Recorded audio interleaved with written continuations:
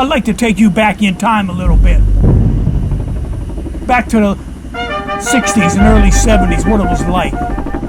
Veterans like me, and many in the audience here today, and many of the heroes behind me, they were sent halfway around the world. Most of them had never been out of the community they lived in, let alone been on a ship, a train, or a plane. They went to a country that had jungles, rice paddies, rubber plantations, monsoon seasons. They were in cities like Hue and Da Nang, Pleiku, Cu Chi, Tay Ninh, Mekong Delta. They learned words, became part of their vocabulary. AK, RPG, LZ, Napalm, Claymore. They stay in their hearts and minds to this day. Paraphrasing words by Laurie Goodwin, in the midst of great trauma, we try like hell to maintain a sense of normalcy until we lose a portion of our humanity and succumb to the brutality required to prevail. As any combat veteran knows, this is survival. It's not healing. We never become whole again.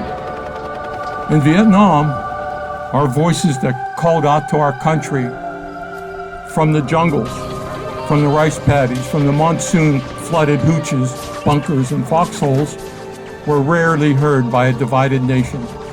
Places like Da Nang, Hoi An, Phu Bai, Phu Loc, Hill 65, they dot my Vietnam map in my Marine Corps scrapbook. We who have seen war will never stop seeing it. And to the silence of the night, we will always hear the screams. So this is our story, for we were soldiers, and only the dead have seen the end of war. What does the Vietnam Wall symbolize? The Vietnam Veterans Memorial stands as a symbol of America's honor, recognition of the men and women who served and sacrificed their lives in the Vietnam War. Inscribed on the black granite panels here are the names of more than 58,000 men and women who gave their lives or remain missing. 58,318, and the number keeps increasing. The first known casualty was Richard B. Fitzgibbon, listed on U.S. Department of Defense as having been killed June 8, 1956. His name is listed on a wall with his son, Lance Corporal Richard P. Fitzgibbon III, who was killed September the 7th, 1965. There are 3 sets of fathers and sons on the wall. There are 39,996 on the wall who were just 22 years or younger. 8,283 were just 19 years old. 33,103 were 18 years old. 12 soldiers on the wall were 17 years old. 5 soldiers on the wall were 16 years old. 1 soldier, PFC Dan Bullock, was 15 years old. 8 women are on the wall. You should see their names. They were nurses. This morning, we were started out at the Park Inn with all those motorcyclists and escorts. You know, you hear the veteran stories, how they can relate to the individuals. I went to high school with them. I knew this person who was in my unit. I made it home and they didn't. When you think about the individuals who are listed on the wall, they touch your heart. You know people, you run into people, you talk to people. As we come up the road, you see an individual stop, pull off the road, take pictures, wave at all the motorcycles. It's something to reflect about. I've had the pleasure and honor and distinction of standing before this wall and a wall like this and the wall in Washington, D.C. many times. Many times. Today was a little different though. Today I got to help assemble this wall. Panel by panel, name by name.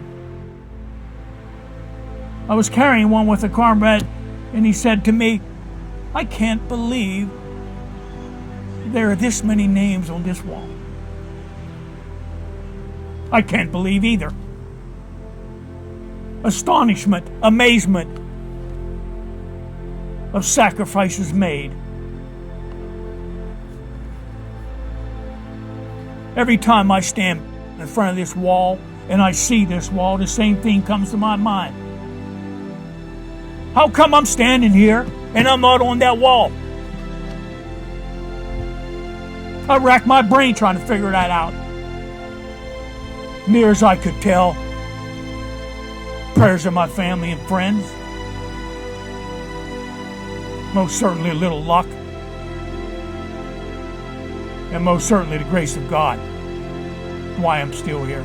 Why we're all still here.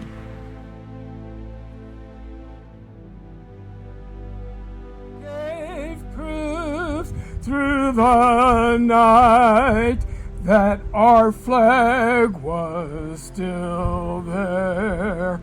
Oh, say does that star-spangled banner yet wave o'er the land of the free and the home of the brave?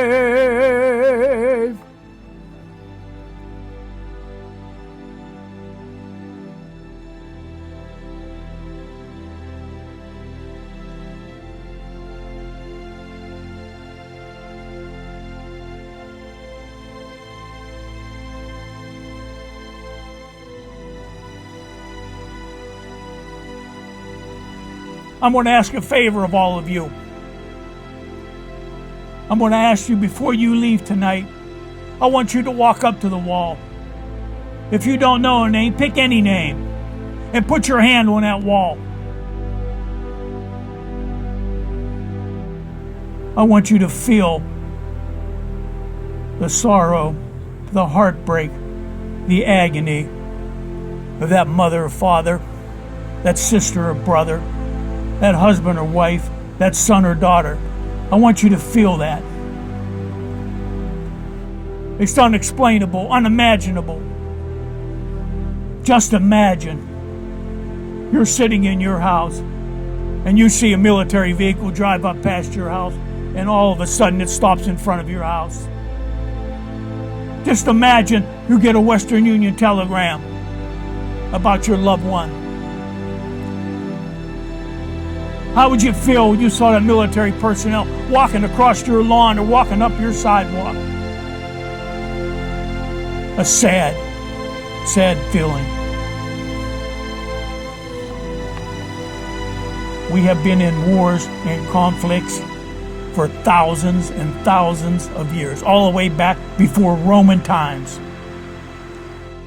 We still have not figured out a way to solve our disputes diplomatically without sending our soldiers to war. They say that you train for war, but for the military, the soldiers, the Marines, the airmen, and our sailors, we always pray for peace.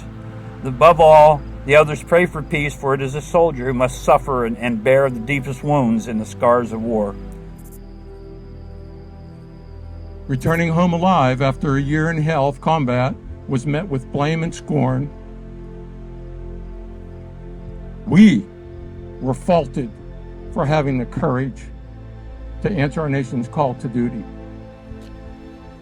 Along with our fallen comrades, we were the catalyst used by the evening news to further polarize and divide our nation back then. Thank God our perspective and our respect for Vietnam heroes has changed. Now, we gather at a memorial wall to honor lost brothers and sisters who cannot hear our thanks.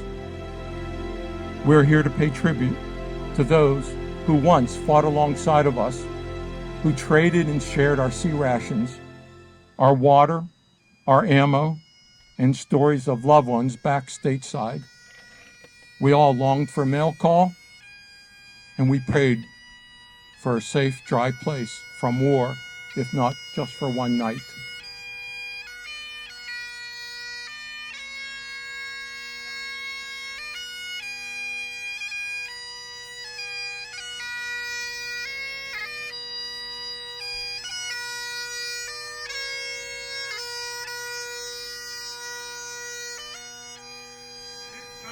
Honor guard!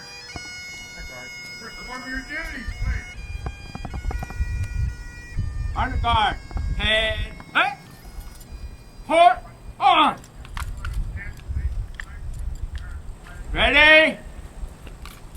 Aim, fire. Aim, fire. Aim, fire. Cease fire. Port